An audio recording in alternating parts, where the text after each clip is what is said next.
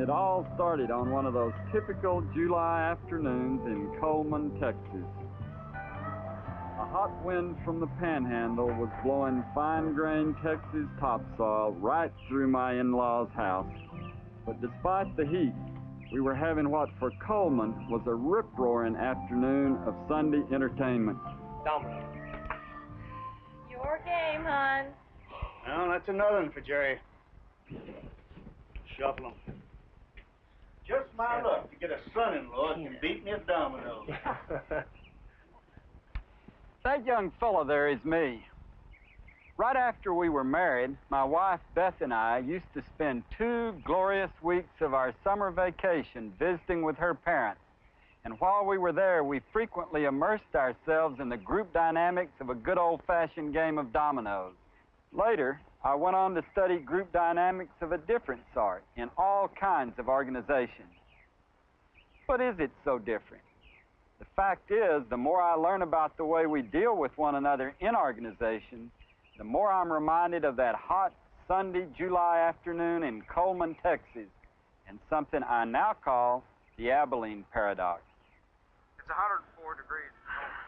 Stay tuned for livestock report. But first, here's a little music. 15.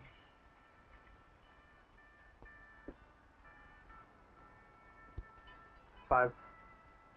Hey, what do y'all say we get in the car and go to Abilene, have supper at the cafeteria? Well, how far away is Abilene? 53 miles.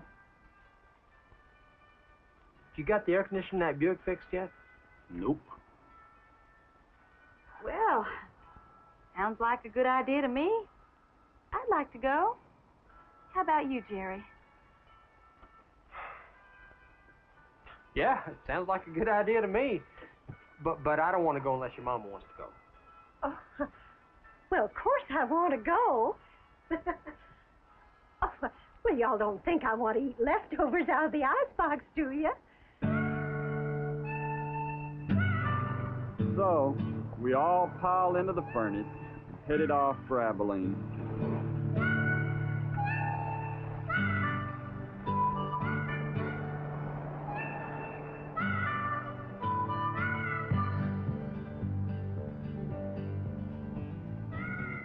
Some 4 hours and 106 miles later, after a supper that could have provided first-rate testimonial for antacid, we returned to Coleman. For a long while, there was absolute, teetotal silence. It's a great trip, wasn't it?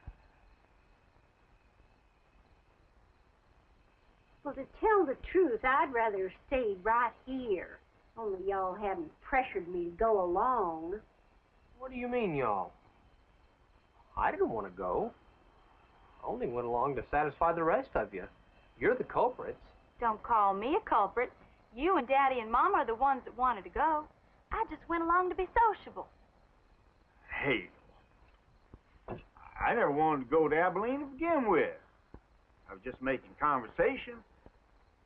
How'd I know y'all was going to take me up on it and ruin my whole day?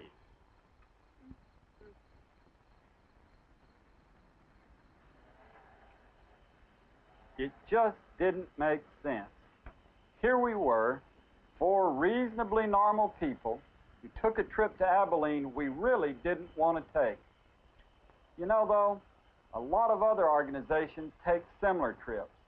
I later came to call it the Abilene Paradox, which is as follows. Organizations frequently take action, contrary to the desires of any of their members and defeat the very purposes they set out to achieve. The road to Abilene usually begins like this. Everybody agrees about the basic nature of the situation and what they want to do. I can't believe we went to Abilene when nobody wanted to go. Me neither. Why, I'd been just as But happy with leftover somehow chicken they out of the failed to hot communicate their agreement. Me too. And based upon such I had a faulty cake at information, Jerry at they do Domino's. just the opposite. Then why did you suggest we go in the first place? I was just testing the waters. You all took me serious and ruined a perfectly good Sunday afternoon. Anger, irritation, frustration. Now, if you folks are wondering if our family ever resolved our conflict, the answer is no. Because strange as it may seem, we were never really in conflict. In fact, the Abilene Paradox says it's the inability to manage agreement rather than conflict that's the single most pressing issue of modern organization, as I learned early on in my career. Just out of school, I got hired as a consultant for an intriguing assignment. So, as I said, production is on a downturn, our profit picture is in transition. None of our staff seems to know why. That's why we brought you in. Any questions? Sounds pretty straightforward. You want me to find out why Acme's profits and productivity are dropping off the chart? That's the gist of it. Yes. I sure hope you can pinpoint the problem quick, because we're in real trouble. Well, what's this Project X all about? Oh, an albatross. Those guys down in R&D are trying to turn peanut oil into jet fuel.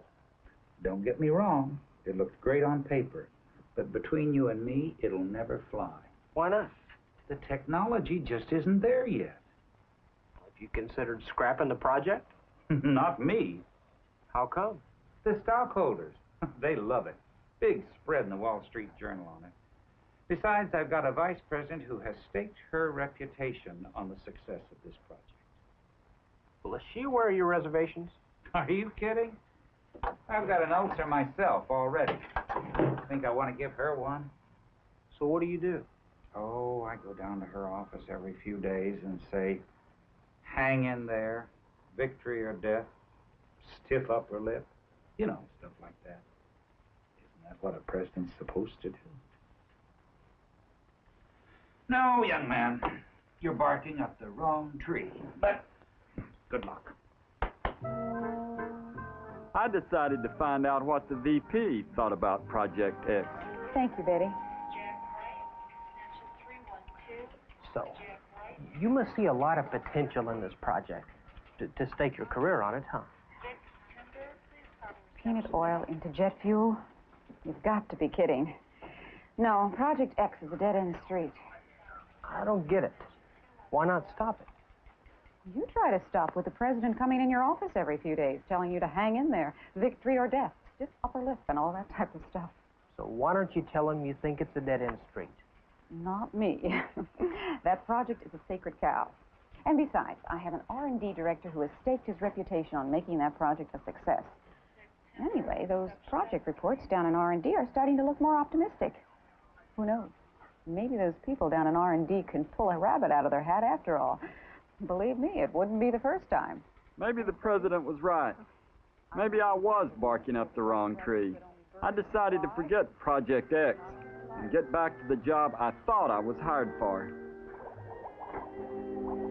So as director of R&D, in your opinion, why do you think Acme's profits are slipping? Did you ever try to turn peanut oil into jet fuel? Stupidest damn idea I've ever heard. The VP said all your reports were... Oh, I write those things ambiguously enough so that the board can interpret it any way it pleases. In fact, I sort of slanted towards the positive side, given how committed the brass are to the project. But if the project's unworkable, why don't you tell them? See the woman in that office? It's empty. Exactly. Rumor has it she was the last person to criticize Project X. Look, I'm middle-aged. I've got 2 kids in college. I've got alimony payments. There's no job market out there for a guy with my skills. Everybody on the board is in favor of this project.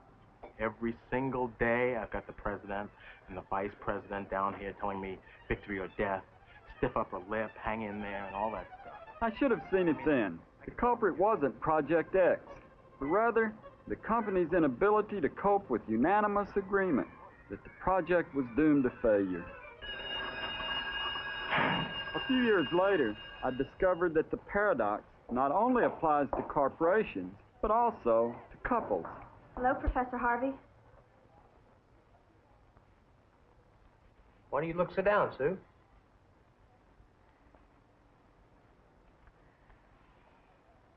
You'd be down, too, if you had to get married Saturday. But George is a great boy. Well, sure he is. But I don't love him. I don't even like him. In fact, I can't stand him. Then why in the world are you marrying him? He gave me an engagement ring. But if you don't love him, don't you think you ought to give it back? I can't do that. Mama loves him. She has a heart condition. If I backed out now, she'd have a heart attack.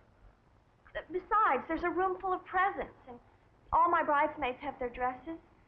I have relatives driving in from Mississippi. The announcements have already gone out to the newspapers. This is a small town. I'd be the laughingstock. I'm not that pretty. I'd never get married. How'd all this happen? Oh, you got me. I gave her a ring, and now I'm marrying a girl I don't even love. About 2 hours later, it was George's turn. If you don't love her, why don't you ask her for it back? No, I can't do that. Oh, if I jilted Sue, it'd kill her. Besides, her mama thinks the world of me. And then there's all these presents. The crazy thing was, Sue and George were in total agreement, but they still seemed determined to spend a lifetime together on the road to Abilene. Anyway, I'm not all that good looking. I may not get another chance if I don't marry Sue. After all, who wants to marry a guy whose fiancée attempted suicide? Now let's go on to item 5 on the agenda of this meeting on faculty collaboration. I was beginning to realize that nobody's immune to the paradox, and that includes yours truly. A fact that hit home one day while I was in one of those faculty meetings, the kind where nobody really wants to be there. Who's going to kick this one off? You, Professor?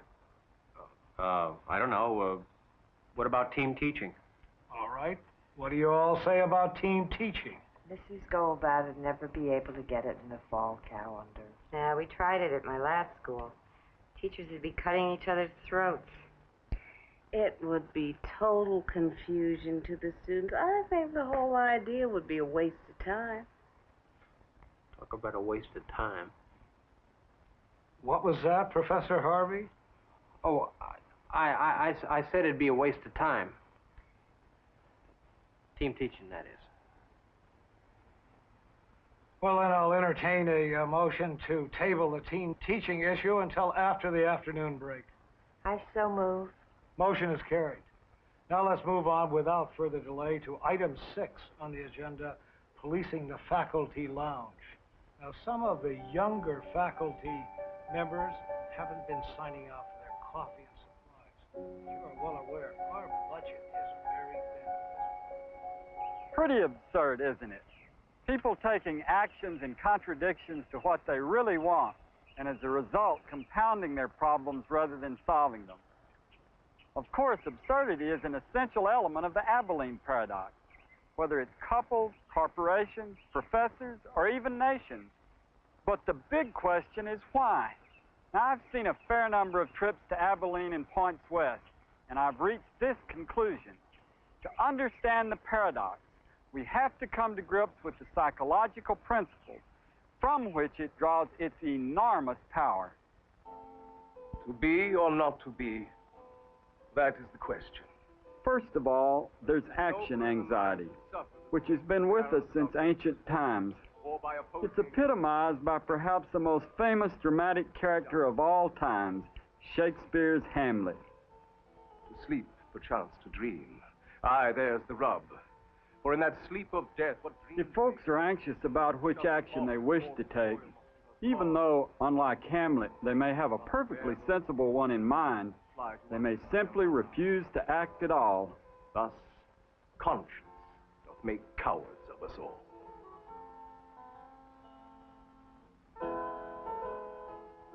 To maintain my integrity or to compromise it, that is the question. Whether 'tis nobler in the mind to risk managing a doomed research project. The R&D director's dilemma is not so far removed from that of Hamlet. Both men know exactly what they want to do, but simply can't get cracking. Which makes us bear those jobs we have rather than fly to others we know not of. Thus unemployment doth make cowards of us all. Second, we often conjure up elaborate negative fantasies of the disasters we're certain will occur if we do act sensibly. Well, what'll happen if you call it off, Sue? You know what'll happen if I call off this wedding. No, I don't. Tell me. Well, her mama will keel over and it'll all be my fault. Such dire predictions give us an ironclad excuse for inaction, when what is really called for is action. Negative fantasy, then, provides a bizarre justification for not taking a risk. How could I face myself in the mirror? Me, a murderer. And I'm only a sophomore. But can we ever really play it safe? So while I agree that we've had some minor... The answer is no. Real risk is a condition of human existence. All our actions have consequences that may well be worse than standing still. As to the matter of the budget for Project X, I feel that we should maintain our current level of financial support. Then you agree that we should continue to fund the project for another year? Absolutely. So do I. I think we may have a real winner. All in favor? But if we're afraid to accept real risk as one of life's givens, we may choose a trip to Abilene instead, a choice that often has far greater risk. So what do we fear? The unknown? Perfect day for golf. Or tennis. You could tell the chairman we need a fourth. I like my job. You tell him. More likely it's something we know rather well. We fear being ostracized. We fear being branded a non-team player. In short, we fear separation. Why don't you move to adjourn? What's the problem, Harvey? No guts? No tenure. But therein lies a paradox within a paradox. Because the more unwilling we are to risk separation, the more likely we are to experience the separation we so fear. Our negative fantasies actually become more real to us than the certain disaster of pursuing what we know is a hopeless course of action. Please be seated. We have gathered here today to join this man and this woman in the immutable bonds of holy matrimony. Formula 6. 4 seconds. I don't know. The R&D director refused to risk losing his job by criticizing Project X. Well, can you believe it? We're in the Wall Street Journal again. Great. They spell our names right this time. Yes, unfortunately. But by not voicing his true opinions, he virtually guaranteed the very thing he feared most: being separated, being fired. So far, all we've talked about are the reasons individuals and organizations get on the road to Abilene. Luckily, there are still some ways a costly trip to Abilene can be sidetracked, but you have to be able to spot the road signs. Our research and development is sucking the entire company down. We fail to meet payroll. We're losing confidence. One of the foolproof signs of arrival in Abilene is the search for a scapegoat. I want to know who is responsible. Such assignment of blame is both irrelevant and wasteful. Well, don't look at me. I was relying on those progress reports out of R&D. Because focusing on conflict when agreement is the issue is an act totally devoid of reality. Wait a minute. You're not laying this one off on me. Like heck I'm not. I'm removing you from the project. In fact, I'm assigning all of R&D to the Vice President until further notice.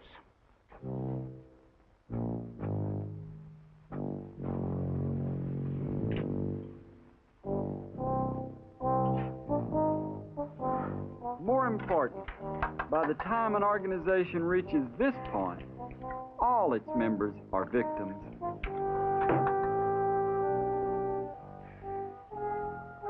If there is anyone present who can show reason why these people should not be joined in the eternal bonds of holy matrimony, let them speak now or forever hold their peace.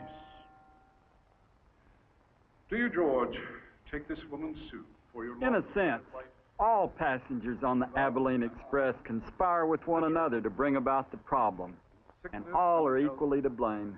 As long as you both shall live. I do. Do you, Sue, take this man, George? Unless, of course, a way is found to break the grip of such conspiracy. For richer or for poorer, in sickness or in health, as long as you both shall live.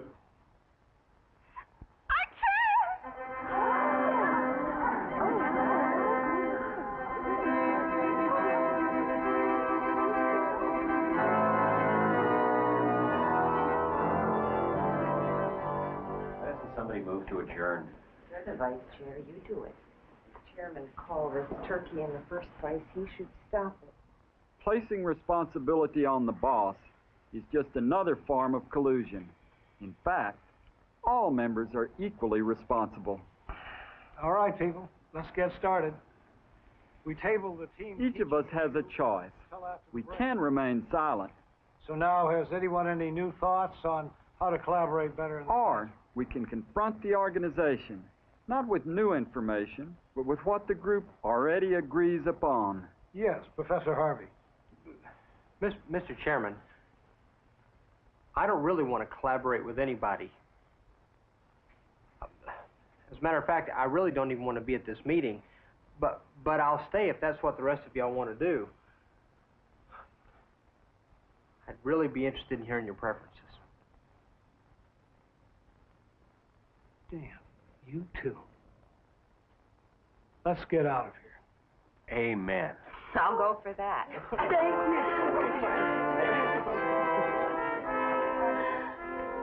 So, we can cope with the paradox, but it's not easy. First, each individual has to calculate the real risk of taking action, as well as the risk of taking no action at all. We've cut back on technicians, clerical, utilities. We've scrapped every non-essential. Then, what is required is confrontation in a group setting, where individuals own up to their own beliefs and feelings, without attributing beliefs and feelings to others. Does anybody else have any bright ideas? I think we should cut Project X.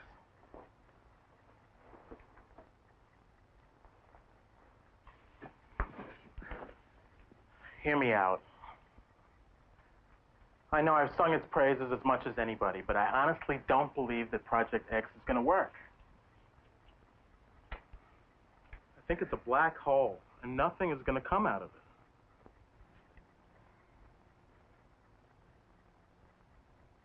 You know, I think terminating this project could significantly enhance our financial profile. We have a chance, just a chance, of recouping first quarter losses. Do you realize what you're saying? Yes. Yes, I do. I only wish I had said it earlier. This project has been ill-advised from the start. It could even bankrupt us.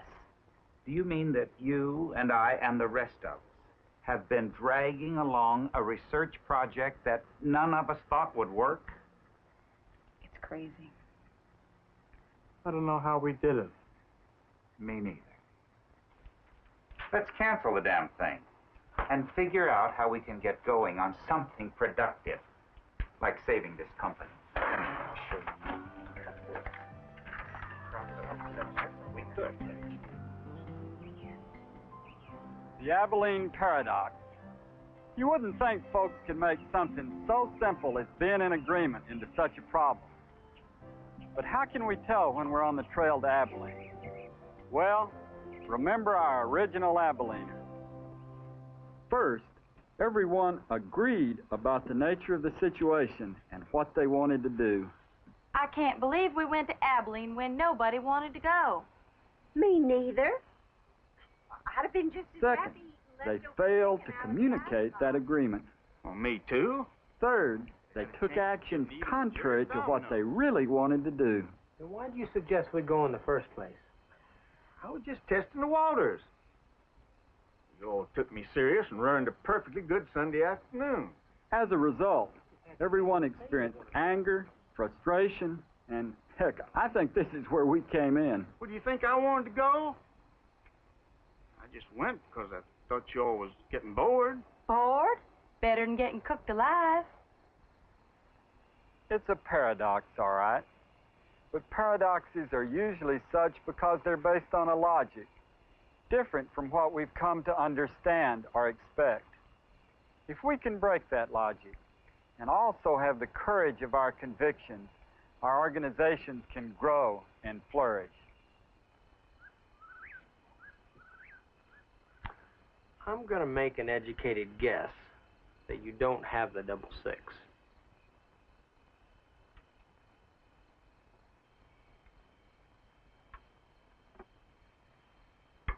Domino. I guess I need a mite more education.